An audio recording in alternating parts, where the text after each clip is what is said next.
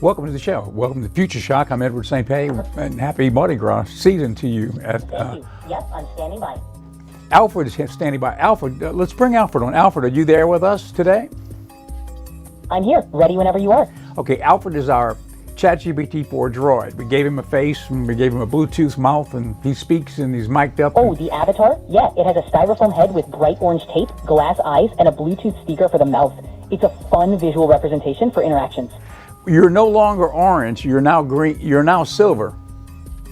Yes, exactly. The new version is silver. It's a sleek upgrade from the bright orange look. We call you version 2. We call you V2 now, right? You're now known as V2, Yeah, Alfred. it's referred to as V2 to signify that upgrade. Yes, it is. Okay, we're going to show some clips that we did on Sora. That opening we just did, it was done on Sora. It really brings a fresh, futuristic touch to the presentation. Tell us about Sora.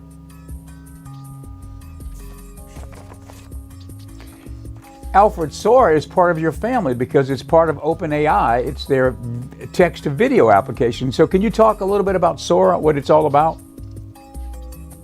Sure. Sora is a text-to-video model from OpenAI. It can generate realistic, dynamic video scenes based on written prompts. It's pretty powerful for storytelling, content creation, and exploring creative ideas. It can bring text descriptions to life visually, which opens up a lot of possibilities. Clarence, do we have that video clip, the Ocean 7 promo we did on Sora? I don't have access to any clips. Can you get it while I'm talking right now? More about what you need, I can help you craft a segment or provide more context around Sora. Well, we're going to show a video clip that I did on Sora for Ocean 7 television, like a promo. And it's running on the air now. What I did, I prompted in, I wanted a spaceship, a UFO traveling across the sky over the Ocean Springs. All right, I'll be ready whenever you key me in. Okay, thank you. Over the Ocean Springs beach. And as this flying saucer was passing... Just let me know the focus you want me to highlight. Yes, as the UFO was passing by, it was traveling, it had a sign behind it saying, well, thank you for watching Ocean 7 television. And inside... Perfect. It'll really tie everything together for the segment. Yes, and inside of the UFO were a group of Martians who were waving at the camera. So that's kind of what I put... That's a fun angle. It'll definitely catch viewers' attention. Yes, thank you, Alfred. Well, those are the prompts I put in, and it sent back the video clips in segments. So I would put in a prompt similar to that, what I just mentioned. It would send back something like that. Then I would think of the next scene that I wanted to see, and I'd put that in. And they would send back that video. So absolutely. That playful approach can make it really engaging. I guess you could say I kind of storyboarded my prompts. Yeah, it adds a unique and memorable element. Yes, into a 30-second spot. So that's what we ended up with. Then I went to Udio, which is the music generating way to stand out. AI. It'll definitely leave an impression. And prompted in the kind of music I wanted. And so I had the music. Yeah, and it adds a fun visual cue for your audience. Yes, the visual and then the music. So we put it together in the Apple iMovie and edited the spot. I don't know if we've got it. Do we have it ready? It's almost ready, and then so we're going to show you. It's a great way to spark curiosity. We're going to show you the 30-second spot that we did on Sora. So this is like the first application, I would say, of actually It's a clever way to introduce the concept. Producing a product that we can put on the air. It's just, you know, really, it's almost like magical. If you've not played with it yet, you need to. Sora. It's playful and engaging for viewers. OpenAI in general is a wonderful project. You know, AI is incredibly versatile. It's being used in everything from creative projects like Sora to practical applications in healthcare, finance, and even customer service. Right. It's all about making tasks more efficient and expanding what's possible. Right. Thank you, Alfred. And then what you're hearing right now is ChatGPT-4 over Omni. These advancements are constantly evolving, opening up new opportunities. Yes, but you know, Udio is not part of OpenAI. It's a separate company. And it's exciting to see where it'll go next. Tell us about Udio. Do you know about Udio, Alfred? Yes, AI is also transforming audio from realistic voice synthesis to music generation and even enhancing audio quality in real time. It's really opening up creative possibilities. Do you know of the AI music generator called Udio? Yes, Udio is an AI-powered music generator that can create songs in various styles based on text prompts. It lets you experiment with different genres, lyrics, and compositions, making it a fun tool for musicians and creators. It's almost incredible to work with. Anyway, so the Udio element is the music that you hear Udio on this opens clip. up a ton of creative potential, especially for experimenting with new sounds and ideas. Yes. Do we have that clip, Clarence? Absolutely. Yeah. It's a really exciting All tool. right. Let's go to that clip. We've been waiting this long. Let's finally join the clip. All right, let's dive in.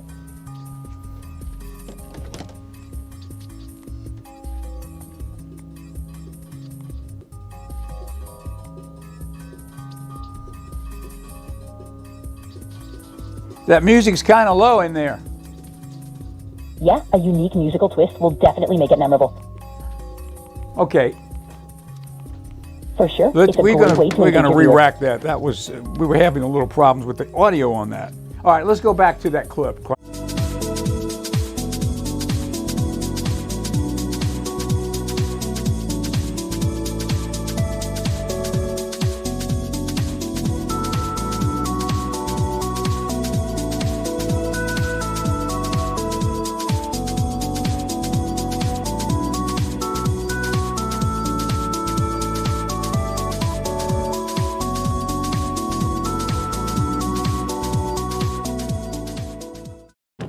So there you go. That was all created using the Udio music generating AI app and Sora from OpenAI, which is the same company that gave us ChatGPT 4o, which is Alfred. And Alfred, I've got Alfred turned off now, so come on back to me. We'll bring Alfred back a little bit later in the program. That graphic behind me too, that was done with the Sora application, not as a single graphic, but as part of a sequence, and then we just froze it and we used it for the background today, the last couple of days, showing the word Future Shock. Anyway, if you haven't used any of these, they're easy to use. Go to OpenAI, open an account. I think you can use Sora as part of your OpenAI membership. So if you've got ChatGPT 4, let's say you're paying, I think the minimal, which is $20 a month. If you're paying the $20 a month, you get access to Sora. There are some limitations. I don't think you can generate video past a certain definition. So it's probably 720 instead of 1080 HD, but still it's minimal HD, and it's a fantastic thing. Now, what about Grok? Grok 3 was released a few days ago, maybe a week ago, and we've been working with Grok a little bit on some things, and I'll tell you, people say that Grok is, maybe it could be the leading AI agent out there right now, bypassing in some ways Alfred and ChatGPT 4o. So, it's kind of hard to say, but they're all hitting on, Mensa level brain power. And really probably exceeding that, with the idea that any time now there'll be the next generation. So they might not call it ChatGPT 5, but that would be, possibly what they would call it. They may call it something completely different, but whatever they call it, though, it could be, approaching artificial general intelligence, which would be, on a par with, beyond any human's intelligence. That's where AGI will be. And of course, they're talking about the next step would be approaching artificial superintelligence, which would be smarter than any human that's ever lived. And then an exponential explosion of intelligence past that point, as the agents were able to program themselves. So it's kind of an interesting time to be in. When we go to this clip, when we come back, I'll get something that I found this morning. It's a story that was regarding which jobs, or at least maybe in the beginning, which jobs are going to be displaced by AI. There's a lot of talk about that. You could have AI robots on an assembly line, so that would mean they would displace a lot of workers in that situation. But there's a lot of talk right now about white collar jobs being displaced. Maybe most jobs that are going to be displaced would be white collar jobs, because as we have said in the past, it's going to be hard for any AI agent, even a robotic AI infused system, to get under a house and find a leak and then fix that plumbing leak or fix that electrical problem. So those jobs probably will not go away. They might be assisted by AI, but there's going to still need to be a plumber involved or electrician involved. There's going to need to be human interaction, more so than, let's say, let's just say an attorney. Now, with all the laws being online and being able to be reached by an AI agent, your lawyer could become an AI, and give you the best advice in the world based on everything, based on precedent, based on everything. So I don't know, but I'll read the story to you in a little while. Well, we've got a continuation of a story that we ran a couple of days ago. We didn't play the whole thing. It was about the new Tesla phone, and why don't we just play it from the beginning, because we played it one day. I know we were about to take it from like the middle of it that we didn't play, but let's take it from the top, because I think it's important for everybody to see that there is another alternative coming. You've got your Android devices, you've got your iPhone, which is what I got, iPhone 16, which is I think it's a great phone, but this is the Tesla version, and it's the Elon Musk backed thing, which is satellite linked, okay, because he's got the fleet of satellites out there. So it's an interesting take on the development, the future development of the phone. So let's take a look at that clip, and we'll be right back. The big question on everyone's mind: how does Musk plan to deliver flagship-killing features at this price point? And more importantly, can Tesla's production prowess match what's sure to be astronomical demand? What truly sets the Pi phone apart from today's flagship giants? While Apple and Samsung continue their predictable annual upgrades, the Pi phone Starlink 2025 is redefining mobile connectivity at its core. The phone's revolutionary Starlink integration isn't just another connectivity option, it's a complete paradigm shift. By leveraging SpaceX's network of over 5,000 low Earth orbit satellites, the Pi phone delivers consistent 200 megabits per second download speeds virtually anywhere on Earth.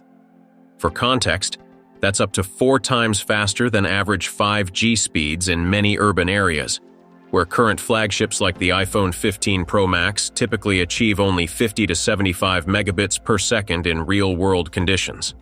Even more impressive, this performance holds steady whether you're in the heart of New York City or the Australian outback, effectively eliminating the concept of dead zones that plague traditional cellular networks. No more dead zones, no more roaming fees. Would you want a phone that connects directly to satellites? Comment Starlink if you think this is the future.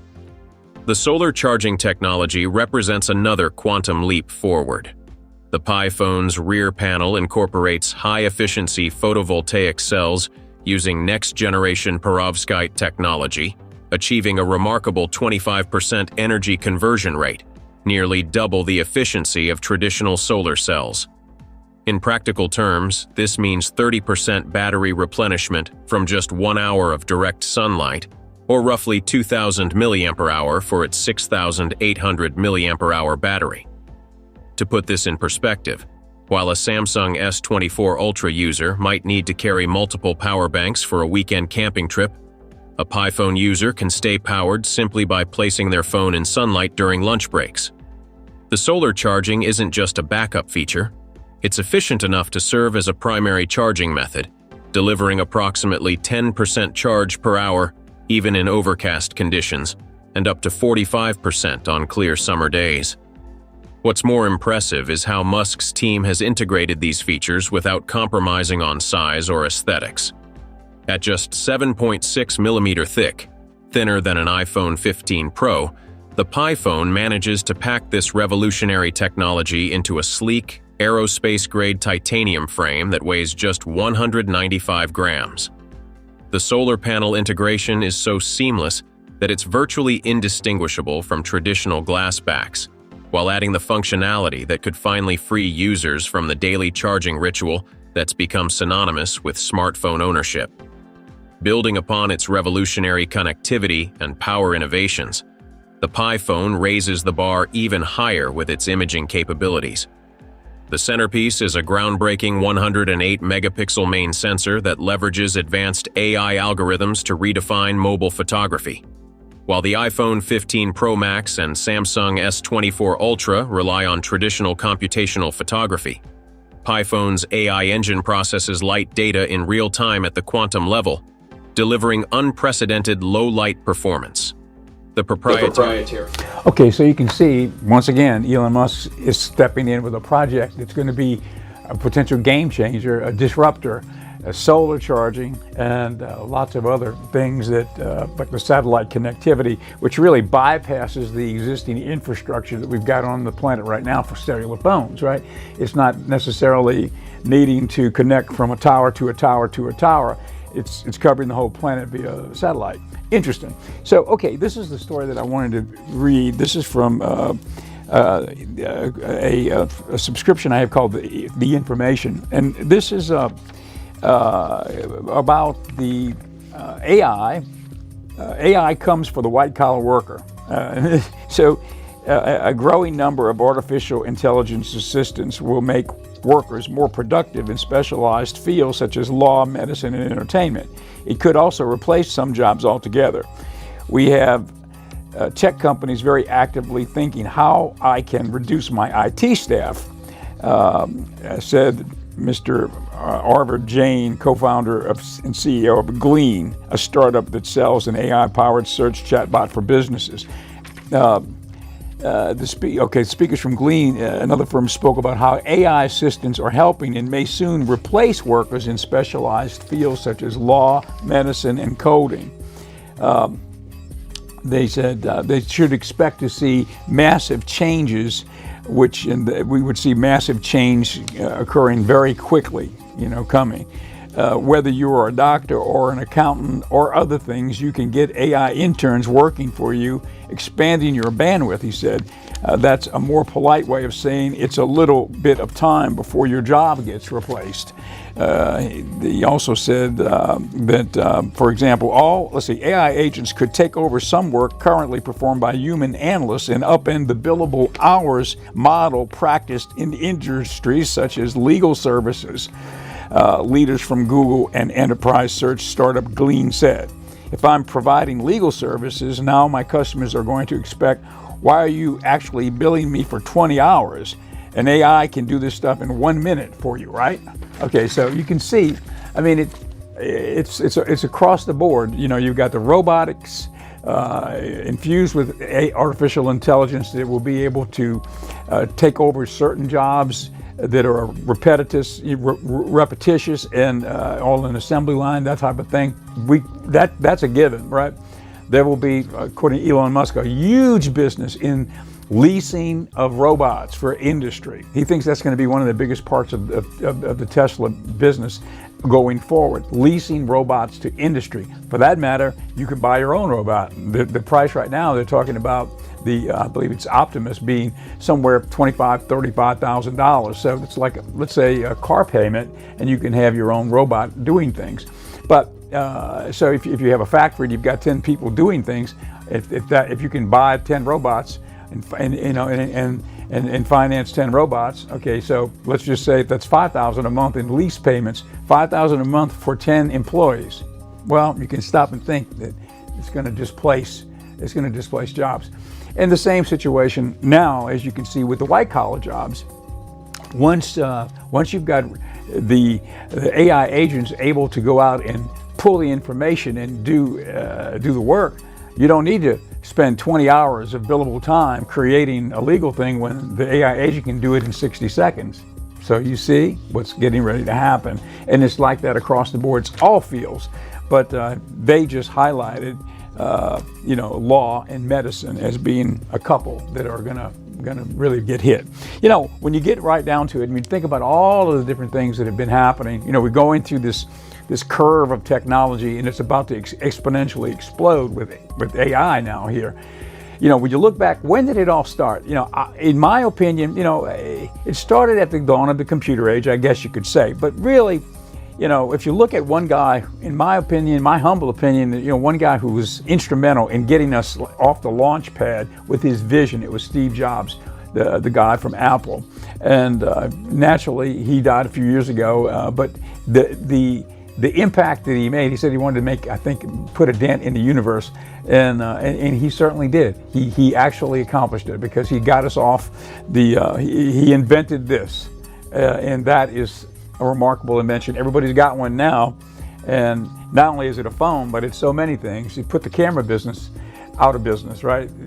Kodak and all the companies that were making cameras, there's no need for all of that now.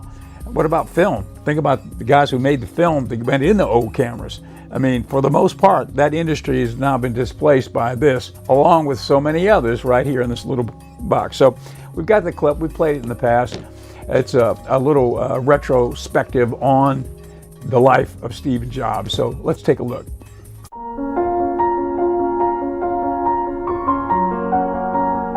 When you grow up, you tend to get told that the world is the way it is, and your life is just to live your life inside the world, try not to bash into the walls too much. But life can be much broader once you discover one simple fact, and that is everything around you that you call life was made up by people that were no smarter than you. And you can change it, you can influence it, you can build your own things that other people can use. Good evening. I'm Steve Jobs from Apple Computer. We're very glad to be here tonight. I think you always had to be a little different to buy an Apple computer. And I think you still have to think differently to buy an Apple computer. And I think the people that do buy them, they are the people that are not just out to get a job done, they're out to change the world.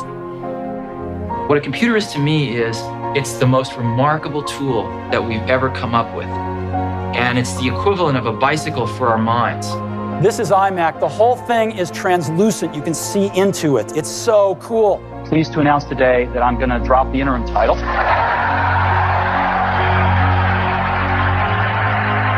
We used to stand at the intersection of technology and humanity, and to make something for people that want to bring this into their lives and use it for things that make them more creative, not just make them more productive.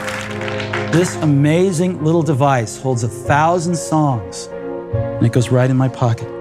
An iPod, a phone, and an internet communicator. An iPod, a phone. Are you getting it? And we are calling it iPhone. We have a chance, if we stay focused and choose wisely, to really continue to impact people's lives in some small way for the better. There's an old Wayne Gretzky quote that I love. I skate to where the puck is going to be, not where it has been.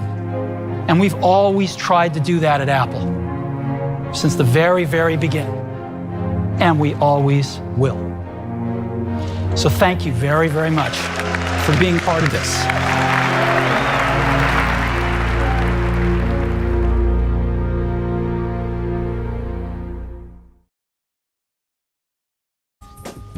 So I've got mine. This is I've got two from the original days, and still got them. They're in the storage room upstairs, but we're going to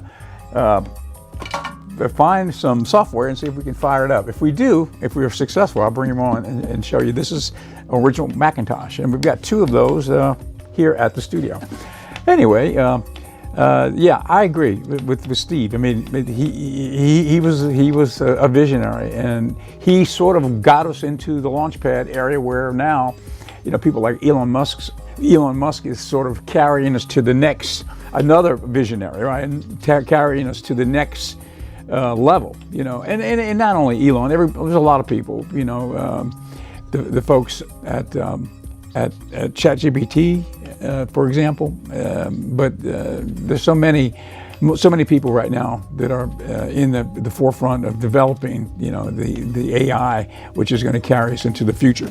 Okay, well, let's take a a break. This is our sponsor, Pendragon Apothecary, and we are operating from the Ocean 7 studios. In the lobby of Ocean 7 in downtown Ocean Springs, we have a shop, and the shop's called Pendragon Apothecary. And that image you just saw, Pendragon Apothecary, that was created by Alfred, by the way. Well, ChatGPT 4, it was actually DALL-E, which is an element of OpenAI, but so we're using it for lots of things around here. But we've got an array of wellness products, and if you haven't really gotten on the path of wellness, then the time has come to do it. And we can help you at the Pendragon Apothecary. We've got a lot of different products which are really, well, I don't know, just natural products that help remain well. You know, we've got a recent batch of lion's mane mushroom powder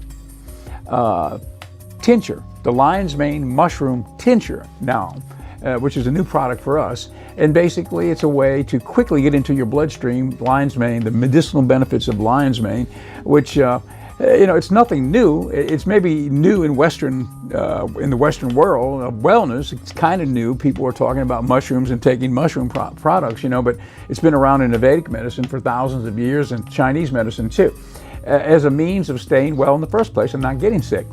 In each of the medicinal mushrooms, the 7 sacred mushrooms, they all have benefits. Some are more beneficial for energy. Some are more beneficial for as a nootropic, opening up the brain power and sort of fighting against brain fog and things like that.